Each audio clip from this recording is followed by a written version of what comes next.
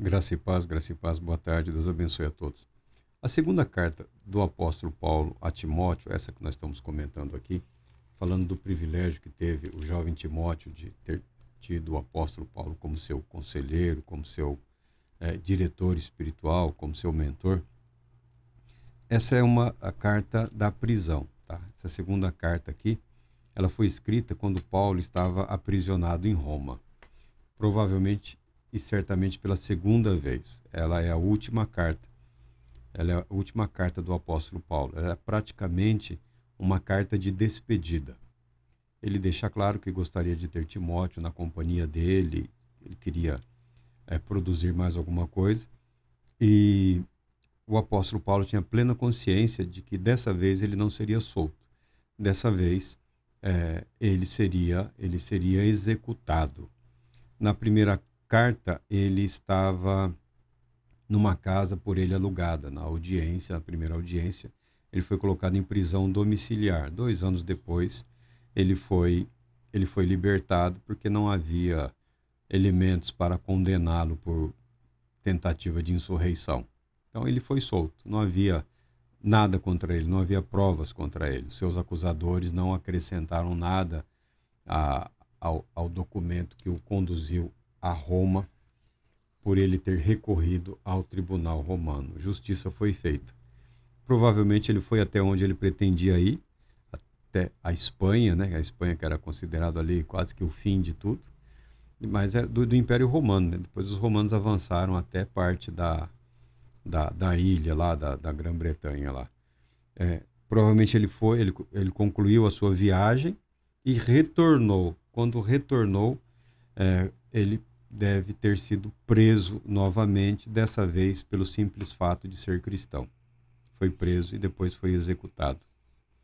Então, ao tomar conhecimento, e ele fala que todos o haviam abandonado, exceto o companheiro e médico Lucas, que permaneceu ao lado dele.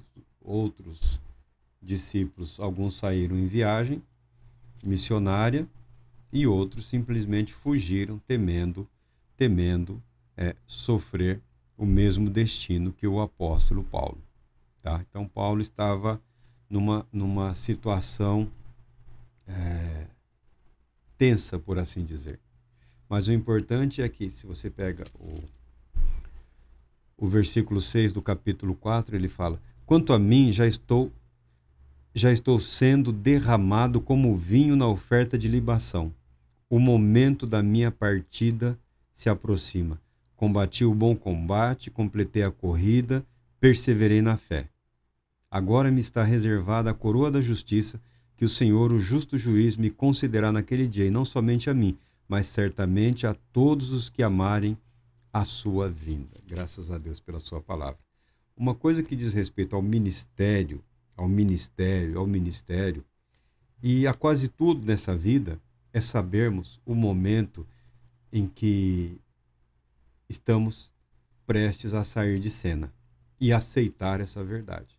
Saber quando acabou. Saber quando chegou o fim. Algumas pessoas, infelizmente, nós vemos aí no ministério cristão, nos diversos ministérios cristãos, teimam. Muitos que foram bênçãos, instrumentos de Deus, hoje são verdadeiras armas de Satanás. Por quê? Foram tomados pelaquela ideia arrogante, presunçosa, né? Esse sopro satânico que volta e meia atinge a cabeça, os ouvidos de muita gente. Não, tem que ser você. Se não for você, não pode ser mais ninguém. Não, isso é meu, eu que construí, eu fiz, isso é meu, sem mim a coisa não vai. E acontece o que todo mundo vê aí acontecendo, né? Pessoas se adonam, se apropriam, né? Igrejas inteiras transformadas em empreendimentos familiares, né? Negócio da família, né? O cara deixa como herança a igreja, né? Deixa para os filhos mesmo, na cara dura. Partilha ali, ó. Você é essa parte, você é isso, você é esquadrinha, divide e tal. Amém. Cada um que siga a sua consciência. Mas o apóstolo Paulo foi instrumento de Deus para a bênção dos outros durante todo o seu ministério. Sabedor de que o seu fim estava próximo, ele quis ter consigo as pessoas que ele respeitava, que ele admirava, que haviam sido leais com ele durante o seu ministério. Entre essas pessoas está o jovem Timóteo. Quando vem a tribulação, a perseguição, né? Quando se, como dizia um conhecido, quando se chacoalha o bambuzal, fica-se surpreendido com a maneira com que certas aves e répteis saem de lá. Parecia tudo tranquilo, tudo muito bem ajustado, tudo muito certinho, mas você chacoalha o bambuzal, você fala, meu Deus, nem sabia que estava tudo isso aí. Né? Os répteis, as aves, já vai cada um para um lado, aquele barulhão. Nesses dias aqui, provavelmente, Nero tinha instigado uma perseguição aos cristãos. O Nero não gostava dos cristãos, tá? O Nero, pelo que nós saibamos, ele não gostava de ninguém. Né? O Nero parece que ele gostava muito do Nero. Fora ele não gostava de absolutamente ninguém. Mas ele tinha nos cristãos algo novo surgindo, ganhando espaço, causando inquietação, questionamentos na sociedade. E para ele era conveniente usar os cristãos como bode expiatório, por assim dizer. E a situação nas igrejas também não estava das melhores, né? Porque Timóteo certamente relatou, tem gente que parecia fiel, mas na verdade foi o primeiro a se prostrar lá diante dos símbolos romanos lá, né? Foi o primeiro a jurar fidelidade eterna aos Césares, vivos e mortos. Foi o primeiro a negar Jesus, o sujeito lá. E o apóstolo Paulo não está preocupado com isso. Não está preocupado. Ele está preocupado em fortalecer a fé do jovem Timóteo. O que fazer em tempos difíceis? O que fazer quando aparentemente foi o inimigo que tomou as rédeas da situação? Isso nós temos aí visto, olhado pelo mundo afora. Quando aparentemente os que governam e administram as coisas santas, aparentemente não levam lá a santidade muito a sério. O que nós devemos fazer? Aí o apóstolo Paulo orienta o jovem discípulo, o jovem Timóteo. Olha, eu te encorajo solenemente na presença de Deus e de Cristo Jesus, que há de julgar os vivos e os mortos por ocasião da manifestação pessoal e mediante o seu reino. Ou seja, eu te encorajo solenemente diante de Deus e de Jesus, o seu Cristo, sabedor de que Jesus, o Cristo, virá para julgar os vivos e os mortos na ocasião da sua manifestação, da sua vinda, que será pessoal e mediante a implantação do reino de Deus, do reino dos céus. Não é o reino da igreja, é o reino de Deus. O que o apóstolo Paulo aconselha ao cristão fazer quando a situação parece ter se agravado e muito? Prega a palavra, insiste a tempo e fora de tempo, aconselha, repreende e encoraja com toda paciência e sã doutrina. Prega a palavra, insiste a tempo e fora de tempo, aconselha, repreende e encoraja com toda paciência e sã doutrina. Porque chegará o tempo, porque chegará o dia em que não suportarão o santo ensino. Chegará o dia, e chegou várias vezes, esse dia chegou várias vezes, na história da igreja, esse dia chegou várias vezes, em que não suportarão o santo ensino. Ao contrário, sentindo coceira nos ouvidos, reunirão mestres para si mesmos, de acordo com suas próprias vontades. Tais pessoas se recusarão a dar ouvidos à verdade, voltando-se para os mitos, para as fábulas, para as lendas, para as reconstruções mitológicas de preceitos, princípios e doutrinas, mas apresentados de uma forma fantasiosa para satisfazerem os desejos do seu coração e as suas mentes preguiçosas. Tais pessoas se recusarão a dar ouvidos à verdade, voltando-se para os mitos. Tu, no entanto, sê equilibrado em tudo, suporta os sofrimentos, faze a obra de um evangelista e cumpre o teu ministério. Viva a sua vida para Deus, conforme você se comprometeu em fazê-lo. Ah, mas eu não sou pastor. Você é dele, não é? Você é de Cristo, não é? Então continue vivendo para ele. Ah, eu trabalho em outra área. Continue trabalhando para Ele. Em último caso, nós vivemos para Deus. O nosso trabalho é para Deus. Senhor, eu trabalho para o Senhor. Eu vivo para o Senhor. Eu vivo para louvor da tua glória. Se é esposa, continue sendo esposa. Se é mãe, sendo mãe. Se é pai, como pai. Se é pai, pai, marido. Se é filho, seja filho. Seja irmão. Como diz lá um rabino nas suas provocações lá, eles são... Todo religioso normalmente é muito bem-humorado. Talvez o meu mau humor seja a exceção que confirma a regra. Tá? Os religiosos normalmente são bem-humorados, são pessoas tranquilas, tal. Então a pessoa está lá reclamando, choramingando, e fala: seja homem. Seja homem. Seja mulher. Seja o que Deus pretendeu para a sua vida. Não há motivo para choro, não há motivo para desespero. O mundo é isso aí. A realidade é essa aí. As pessoas não querem. Então continue pregando a verdade. Até que elas falem para você: ó, chega, vai embora, nós não te queremos aqui, não é o seu lugar. Nosso negócio é conto de fadas. Nosso negócio é historinha de magia, de fantasia. Nosso negócio aqui é delírio. Nosso negócio aqui é festa, é samba, é pagode, é salsa, é merengue. Estamos aqui só para celebrar, só para comemorar. Não queremos a palavra da verdade. A palavra da salvação não nos diz nada. Nós gostamos do show, nós gostamos do entretenimento, nós amamos o espetáculo. Então continue pregando. Até que eles não queiram mais te ouvir. E te mandem embora. Não, você não serve. Você não serve. Você só fala de Deus, você só fala de Jesus. Você só fala da salvação, você só fala do livramento do inferno, do livramento do poder do pecado, do livramento da libertação do reino das trevas para o reino da luz. Nós não queremos saber disso. Nós queremos algo mais leve, mais divertido. Para que gastarmos as nossas vidas? Para que desgastarmos as nossas emoções, sentimentos e mentes nessas coisas? Não é essa a nossa realidade. Então continua.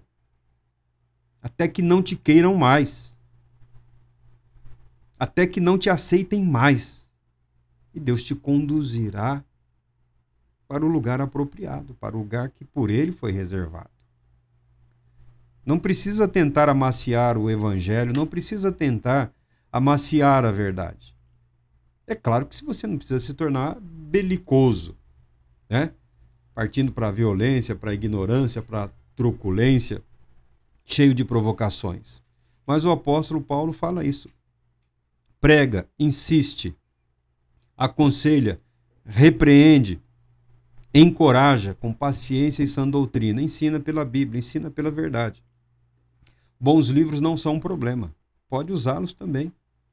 Mas continua. Siga em frente. Não se deixe doutrinar pelos que não são doutrináveis. Não se deixe dominar pelos covardes, pelos preguiçosos. Não deixe que a sua vida seja paralisada pelos mentirosos, pelos vagabundos, pelos filhos do diabo. Viva como filho de Deus e acredite que Deus é fiel e poderoso para transformar aquelas vidas, até que elas se deem conta e decidam por elas mesmas o que elas realmente querem ou não. É isso que o apóstolo Paulo está falando, é isso que o apóstolo Paulo está fazendo. Tem gente hoje que ama a mentira, apaixonou-se pela mentira, apaixonou-se pelo diabo. É cristão endiabrado,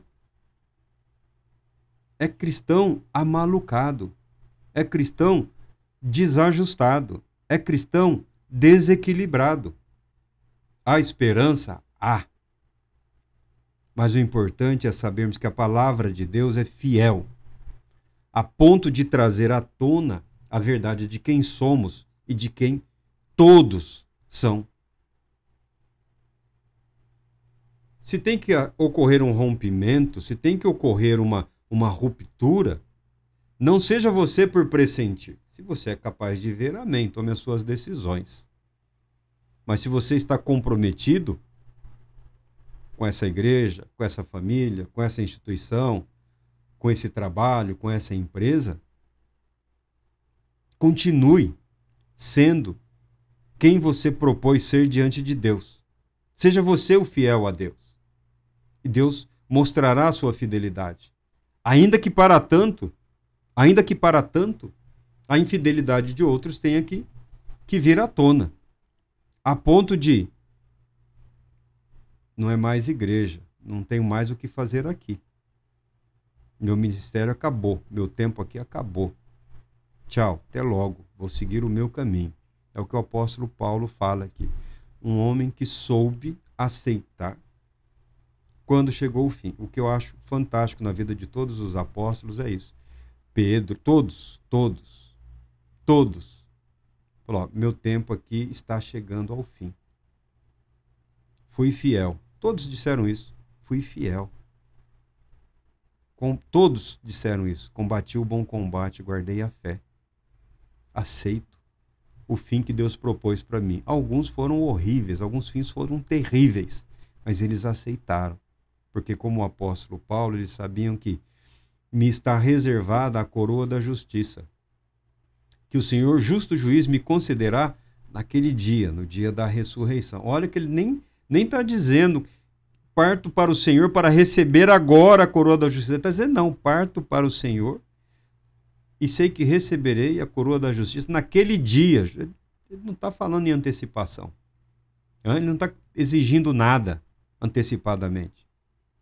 Ele está vivendo em função do que ele receberá no dia apropriado, no dia reservado por Deus. Por isso, muitos estão presos ao diabo. Muitos foram aprisionados por ele, porque seguiram o tal do caminho que é um atalho. Não, vem cá, não, vem comigo. Não, é baratinho. Você não, nem vão perceber. Que são 150 mil reais ao longo de um ano, irmãozinho. Calma, não vai nem fazer falta nessa sua igreja. Ninguém vai nem perceber. Claro que alguém vai saber, né? Ninguém nem vai perceber. Vem comigo, nós vamos fazer isso, investir naquilo.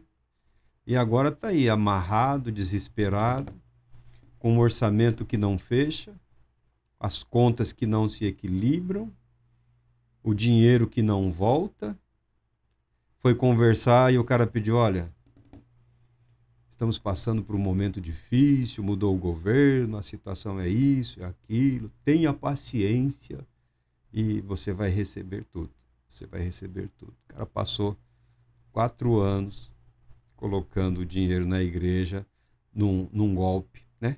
Num golpe, num projeto. Não, isso é coisa santa, é coisa de Deus. Isso é um dos aspectos que eu falo. E outros? Marco, mas ela era a mulher dos meus sonhos. Rapaz, mulher dos seus sonhos?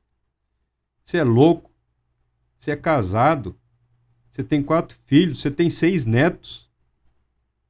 A mãe dos seus filhos é a mulher da sua vida. Você fez essa besteira? Por causa dessa daí? Devoradora de ministros. Você acha que você é o primeiro trouxa a cair nessa conversa? Volta lá e conversa com ela, pergunta. Você não é o primeiro, nem o segundo, nem o terceiro trouxa que ouviu a historinha triste, se emocionou, se comoveu e acordou o quê? Abraçado com Satanás. Aí dói a palavra de Deus, né? Não querem o santo ensino. Ao invés de se arrependerem, de se humilharem, de buscarem em Deus. Não, isso é meu, fui eu que fiz, eu trabalhei, eu perdi noites de sono. Não, vamos tirar esse aqui do caminho. Quanta gente não foi escanteada aí para não atrapalhar o projeto de uma vida. Mas o projeto de uma vida usa o nome de Deus e acha que isso vai passar em vão, vai passar batido? Que Deus não está sabendo que estão usando o nome dele em vão? É o mandamento. Não invocarás o nome do Senhor teu Deus em vão. Ah, eu estou fazendo a obra de Deus. Não, você está fazendo a obra de Satanás. Você está fazendo a obra da mentira. Você está fazendo a obra da fraude, do engano. Você está fazendo a obra do aproveitamento. Não está fazendo a obra de Deus, não, meu irmão. E ele ouviu. Muito embora você não saiba o nome dele, que é impronunciável. Muito embora você não o conheça, porque o seu compromisso é totalmente mundano, terreno, animal, demoníaco. Mas ele ouviu. Os céus estão sabendo que você usou o nome dele para justificar o quê? Ah, eu só queria ajudar vidas. Nós sabemos. Os milhões disponíveis no orçamento público para determinadas áreas aí. Nós sabemos. E nós que somos ingênuos e tolos sabemos, imagino que os espertos não sabem por aí. E Timóteo perguntando para Paulo, e eu o que faço? Você segue o caminho da verdade. Você segue pregando o evangelho da justiça. Você segue proclamando o evangelho do reino de Deus. Arrependei-vos, porque o reino de Deus está se manifestando entre vós. As portas para o céu se abriram. As portas para os céus estão abertas. O caminho para a vida eterna está aberto. Venham, arrependam-se, caminhem por ele. Pode ser o caminho estreito em muitos aspectos, mas é um caminho de alegria, de paz, de fé. É o caminho de esperança. É o caminho de plena realização em Deus, na convicção de eventos futuros que são próximos, que estão próximos. A certeza da vida eterna. Não tem nada nesse mundo que possa te dar isso. Continua, Timóteo. Segue em frente, Timóteo. Vence o desânimo, vence o cansaço, vença o medo, vença as ofensas, supere as humilhações. Continua. Até que eles digam, tchau, Timóteo. Vai para outro lugar. Já chamamos outro. Já contratamos outro. Tem até stand-up agora, sabe fazer stand-up, sabe contar história. É mais engraçado, é mais dinâmico. Atrai os jovens, né? Esse negócio de atrair os jovens, né? Atrai os jovens. Por que não ensinar aos jovens a crescerem, a amadurecerem, serem homens e mulheres? Qual o problema? Qual é o medo que se tem essa geração de hoje? Medo de tornar-se adulto. O sujeito quer ser jovem, cinquentão já, tiozão, já é avô. Ah, eu sou jovem. Você não é jovem, meu amigo. Passou da hora de você ser homem. A juventude já foi. Seja homem. Né? Usando a provocação do Rabino. Seja homem. Seja mulher, minha senhora. Para com esse negócio. Parece uma menininha aí. O que é isso? Que comportamento estranho é esse? Já é mãe, já é vó. Ah, sou vó, mas estou viva. Deus do céu, quem falou que você morreu? Viva para Deus. Seja homem para Deus, seja mulher para Deus. Dedique-se a Ele, consagre-se a Ele. Experimente através da fé tudo que Ele tem para a sua vida, para o seu viver. Então, continua, siga em frente. Cumpra, meu irmão, minha irmã, o teu ministério. Cumpra o teu compromisso. Honre a sua palavra com Deus. Deixe que o outro diga, você não serve mais. Tchau. Se tiver que sair, saia em paz. Saia com a consciência tranquila. Saia com a certeza de quem estava partindo para a glória, como o apóstolo Paulo. Deixa essa vida na certeza de que combati o bom combate. Combata o bom combate. Guarde a fé. Viva na esperança, na certeza da fidelidade de Deus. Ainda que os resultados não sejam o que você tem esperado ou aguardado. Mas olha como milhões de vidas foram abençoadas pelas vidas do apóstolo Paulo e do jovem Timóteo. Quantos milhões de homens e mulheres, através desses quase 2000 anos, têm sido ricamente abençoados por toda dor e sofrimento que eles suportaram para a honra e glória do nome de Cristo Jesus. Você talvez não perceba, mas a sua vida também está sendo observada. Você pode achar que não, mas a sua vida também tem aqueles que estão olhando. Vamos ver como ele sai dessa. Vamos ver agora como ela se comporta, como vai reagir. Então, que a sua vida seja o seu ministério, seja o seu testemunho diante de Deus, diante de Cristo Jesus, diante de todos, de que você é fiel a Deus. Deus Todo-Poderoso te abençoe, te proteja e conceda paz, muita paz.